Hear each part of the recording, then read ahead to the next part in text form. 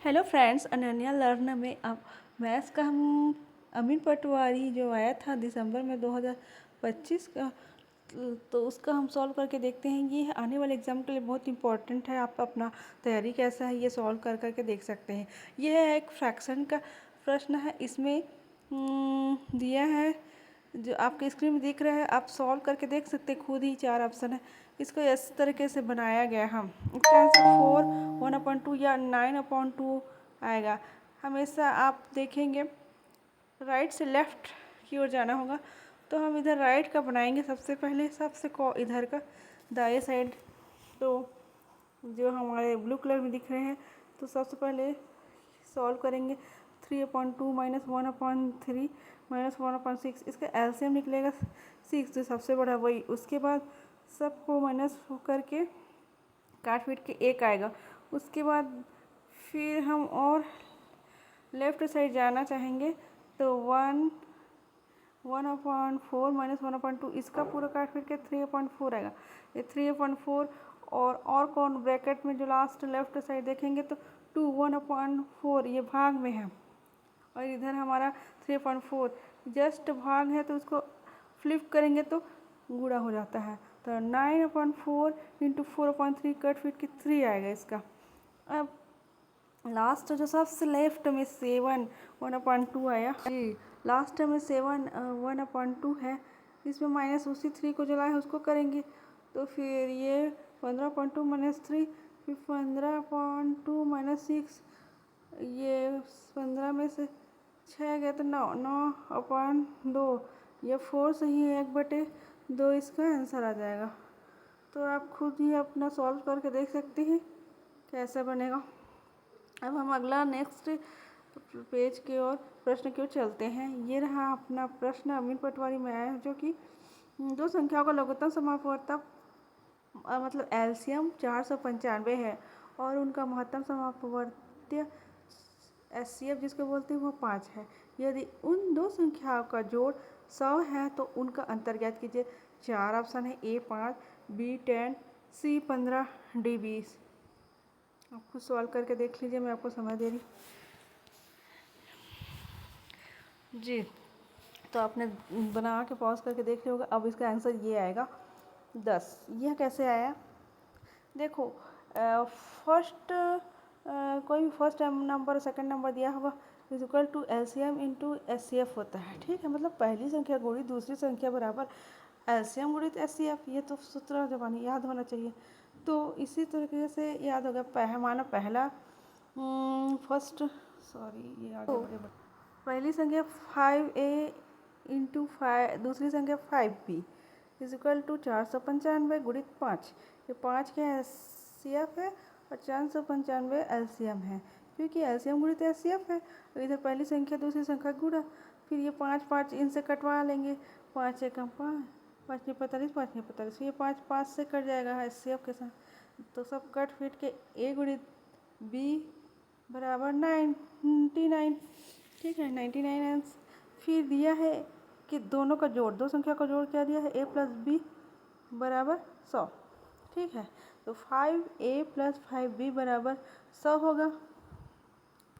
5a plus 5b बराबर 100, तो common 5 निकलेगा। a प्लस b ब्रैकेट में बराबर 100 काटेंगे तो 5 5 5 2 10 5 शून्य 20। a प्लस b बराबर 20 आ जाएगा, क्योंकि 11 प्लस 9 इक्वल टू 20, ये 20 होता है। इधर आप राइट साइड देखेंगे तो 5a और 5b, तो 5a की जगह 11 और b की जगह 9, तो 5 गुणित 11 5 55 हुआ, और 9 गुणित 5 45।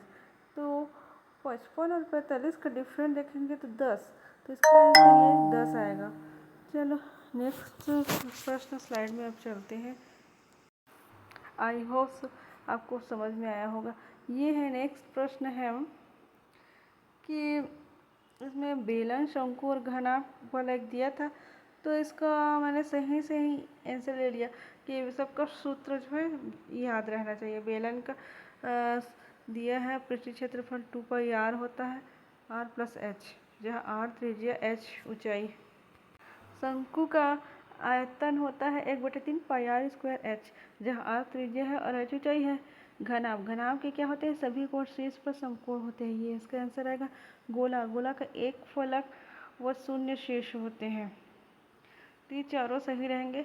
प्रश्न में घुमा के दिया था, आपको सही मिलान करना था। मैं इसको पूरा शॉर्टकट ही बता दी आंसर। नेक्स्ट का देखते हैं प्रश्न। तो नेक्स्ट प्रश्न की ओर चलते हैं हम। ये रहा, वृत्त पर व्यास द्वारा बनाया गया कोण 60 डिग्री का होता है, ये जे है। के, परिधि व्यास की पाई गुना होती है। एल, सभी वृत्त एक दूसरे के समरूप होते हैं। एम, समान लंबाई की जीवाएं केंद्र से समान दूरी पर होती है। इस चारों में से कौन गलत है, कौन सही है? इसमें A B C D option दिया है। ए के और एल सही है, बी जे के सही है, सी एल एम सही है और डी के एल एम। तो बताइए इसका आंसर क्या होगा? वीडियो को पॉज करके बना सकते हैं, आपने कभी न कभी बनाया होगा, फिर से रिविज़न टाइप बना के देखिए बन रहा है कि नहीं, कोशिश करिए। नहीं बनेगा तो फिर हम बताएंगे कि इसका सही आंसर क्या होगा और कैसे बनेगा। अपना दिमाग तर्क लगाइए कि क्या हो सकता है क्या नहीं हो सकता है, पढ़ाया होगा तो एग्ज़ाम में प्रेशर रहता है, ये मानती हूँ, लेकिन आपको सही सटीक दिमाग लगाना पड़ेगा। पहले से अभ्यास प्रैक्टिस करते रहेंगे ऐसे ही सॉल्व प्रीवियस ईयर के, तो आपको बहुत ही हेल्पफुल होगा आने वाले एग्ज़ाम के लिए। तो इसका आंसर इस प्रकार से बना है। देखो, वृत्त पर व्यास द्वारा बनाया गया कोण 60 डिग्री का नहीं होता है। एक सर्कल के अंदर त्रिकोण बनेगा तो उसमें 90 डिग्री का होगा, ना कि 60 डिग्री का। तो ए गलत होगा, मतलब जे। के, परिधि व्यास की पाई गुना होती है। देखो, परिधि का 2 पाई आर और व्यास 2 आर काटेंगे तो पाई ही गुना होगा। सभी वृत्त एक दूसरे के समरूप होते हैं। सभी वृत्त क्या होते हैं, एक दूसरे के समरूप होते हैं, ये सही है। मतलब समान रूप के होते हैं, उनके रूप समान होते हैं, ठीक है, छोटा और बड़ा है, लेकिन आकृति अलग अलग होती है और उनके जो समरूपता समान होती है। अगला है एम है, समान लंबाई की जीवाएं केंद्र से समान दूरी पर होते हैं। देखो, वृत्त बना लेंगे, उस केंद्र से जो दो ठो किनारे जो जीवाएं खींचेंगे उसकी दूरी अगर 10-10 सेंटीमीटर है तो वो केंद्र से भी उस समान दूरी की होंगी, तो यह सही है। इसलिए के एल एम सही होगा और जे, वृत्त का व्यास द्वारा बनाया गया कोण 90 डिग्री का होता है, ना कि 60 डिग्री, तो इसका जे गलत होगा, बाकी के एल एम सही होगा। तो इसका सही आंसर होगा option D, K L M. Thank you, keep watching. अगर आपको हमारा चैनल पसंद आया तो अनन्या लर्निंग ऐप आप सब्सक्राइब करें, प्लीज़ प्लीज़, आपका सपोर्ट की ज़रूरत है।